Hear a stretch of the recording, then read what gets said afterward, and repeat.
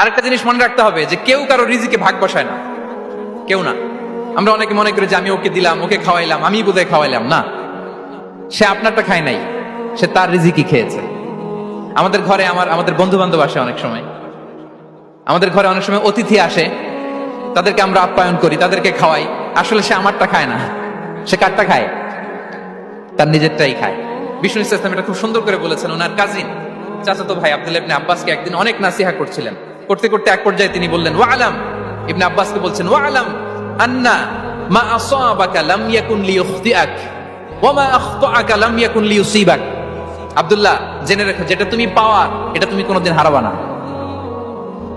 যেটা তোমার হওয়ার কথা ছিল এটা তুমি কোনোদিন মিস করবা না। আর যেটা তুমি পাওয়ার কথা না, গোটা বিশ্বের সব শক্তিকে হাতের মুঠোয় আনলেও সেটার দেখা তুমি পাবে না, পাবে না। ওয়ালাম আন্নামা আসাবাকা লাম ইয়াকুন লিইখতিআক ওয়া মা আখতাআকা লাম ইয়াকুন লিইউসিবাক রুফিআতিল আকলাম ওয়া জাফফাতিস সুহুফ। আব্দুল্লাহ, রিজিক নিয়ে চিন্তিত হয়ো না, রিজিক নিয়ে পেরেশান হয়ো না। Play your role.